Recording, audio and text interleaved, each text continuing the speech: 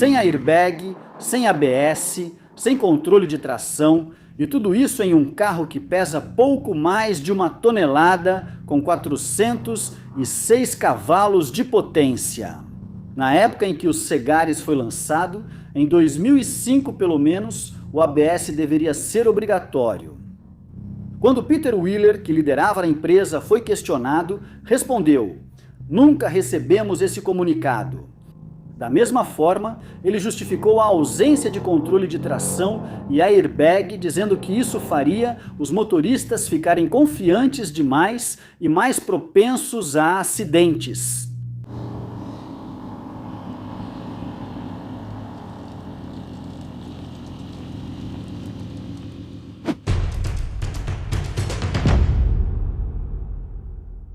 Vou te contar um pouco mais sobre como ele anda em um instante. Mas antes, vamos dar uma olhada porque quero te mostrar alguns dos detalhes malucos desse carro. E só para você saber, Segaris é a palavra grega para um machado de batalha leve usado pelos persas.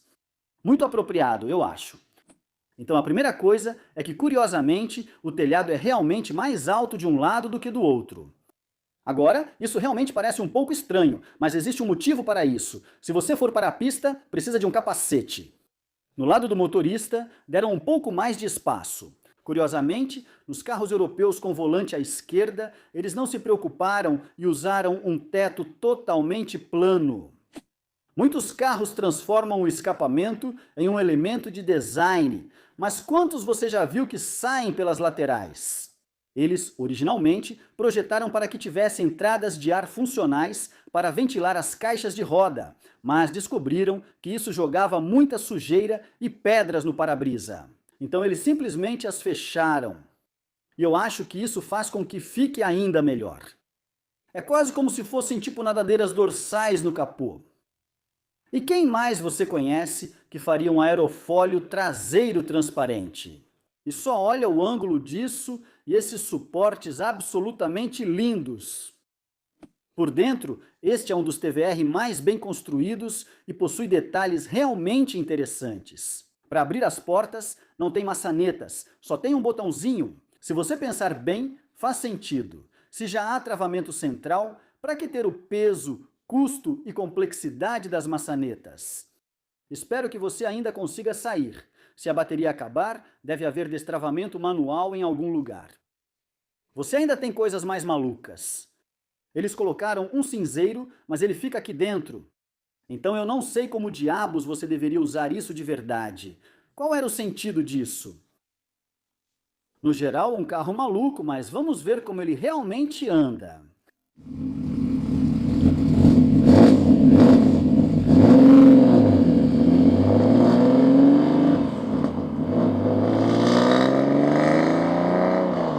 Daniel Boardman foi o engenheiro-chefe desse projeto e ele não era fã das características típicas da TVR, que eram dirigibilidade instável no limite e baixa qualidade. Então, desde o início, o Segaris foi projetado para eliminar o bump steer.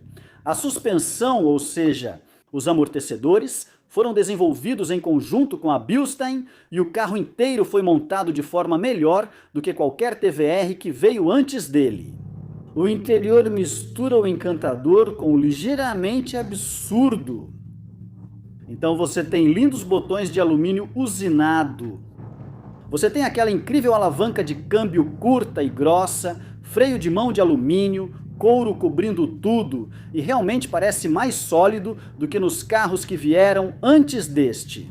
Mas, ao mesmo tempo, você tem uma ergonomia que talvez seja um pouco duvidosa, e essas coisas, por mais bonitas que pareçam com a fileira de LEDs cobrindo tudo, podem ser um pouco confusas para alguém que nunca esteve aqui antes. Como se o interior já não fosse louco o suficiente por si só, o procedimento de partida também é algo impressionante. Está um pouco apertado aqui, mas este carro continua surpreendentemente prático. O porta-malas é grande o suficiente para levar algumas malas em um fim de semana sem problemas. Ele é baseado no T300 1050, então tem a receita tradicional de um chassi de tubos de aço com uma carroceria de fibra de vidro. Isso, por sua vez, significa que eles conseguiram alcançar um peso incrivelmente leve de apenas 1.065 quilos. Isso significava de 0 a 60 milhas por hora em 3,8 segundos, o que é insano, embora haja um pequeno truque aqui. A primeira marcha é tão longa que para chegar a 60 milhas por hora você não precisa trocar de marcha. Então, o 0 a 60 é feito em primeira marcha.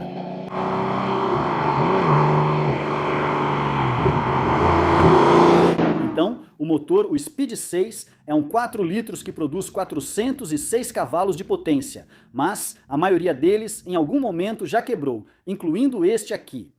Quando ele foi reconstruído pela TVR Power, o Martin, o proprietário, decidiu optar pelo upgrade para 4,5 litros. Isso o torna mais fácil de dirigir e ainda acrescenta 50 cavalos de potência. Então vamos ver como é a sensação dirigindo na estrada.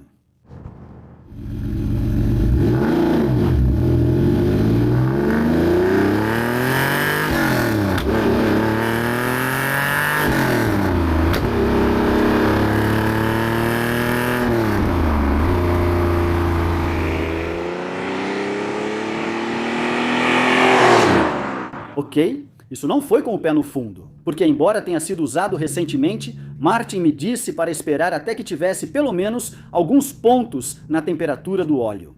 E ainda não chegou lá, então não exagerei muito. E vamos fazer outra passada onde eu vou subir as marchas.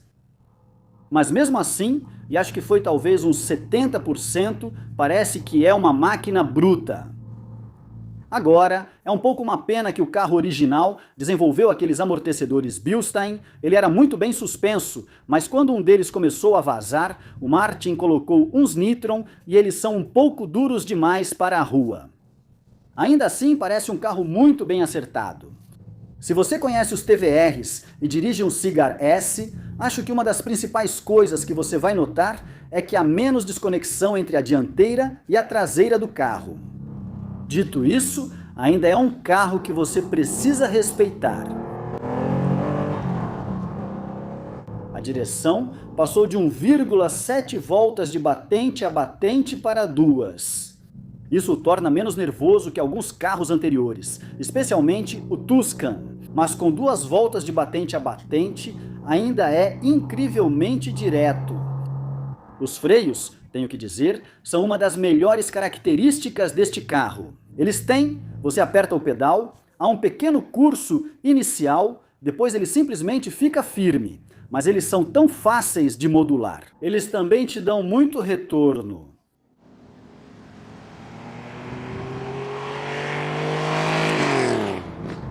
Beleza, o óleo já está na temperatura também. Agora vamos passar as marchas de verdade. Mal posso esperar. Esse Speed 6, o som dele é simplesmente feroz demais. Agora, o esterçamento do volante era para ser bem ruim e realmente não é dos melhores. Mas como o carro é tão pequeno, isso não chega a ser um grande problema.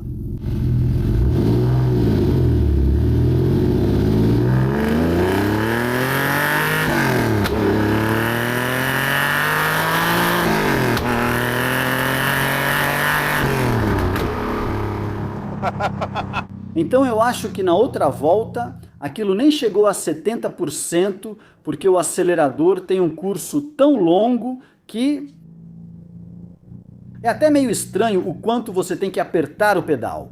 Acho que esse é o controle de tração natural da TVR. Agora ele está mais comportado do que os carros anteriores, mas não se engane, ainda é um carro bem arisco de dirigir. Então eu acho que a suspensão não está ajudando em nada. O carro fica pulando pela estrada toda. Os amortecedores Nitron talvez sejam mais adequados para a pista. A dianteira está visivelmente mais estável do que a de um Tuscan. Para mim, não parece muito melhor do que em um T350, mas no geral, ainda é um ótimo conjunto. E o peso progressivo da direção conforme você entra e sai das curvas é algo impressionante. Nesse momento, também parece ser muito neutro em seu comportamento nas curvas.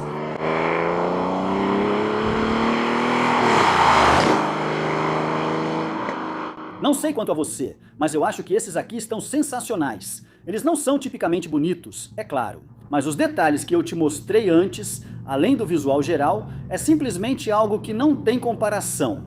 Eu estava conversando com o Martim mais cedo. E pelo valor que esses carros alcançam hoje em dia, que é em torno de 70, 80, 90 mil libras, você poderia comprar um McLaren MP4, que é, sem dúvida, um carro muito melhor em todos os aspectos mensuráveis. Mas tendo que escolher entre os dois, acho que eu provavelmente ainda ficaria com essa coisa insana, os Segares. Porque é sobre a presença dele, a aparência dele, o jeito que ele faz você se sentir. É algo de que você nunca vai se cansar. Eu também adoraria um MP4. E é bem fácil deixá-los mais afiados e torná-los um pouco mais divertidos, que foi justamente o que eu acho que eles foram criticados por não serem. Mas essa é realmente uma proposta única. Fora os Nitrons, este carro é praticamente original, o escapamento foi... retiraram o catalisador, mas fora isso, não foi modificado. E para mim talvez tenha um pouco de estalos, pipocos e estouros demais. Mas ele tem uma agressividade no som, um jeito meio bruto, quase de corrida, que você não consegue tirar desses motores. A suspensão realmente é rígida demais. Dá para sentir que o amortecimento é de qualidade, mas em estradas esburacadas, sabe? Ele simplesmente balança demais o carro. Vamos fazer uma última puxada nas marchas antes de eu te dar minha conclusão.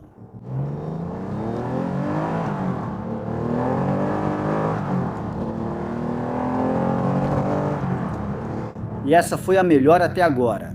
Eu tenho pés grandes e eles ficam presos, me impedindo de apertar o pedal até o fim.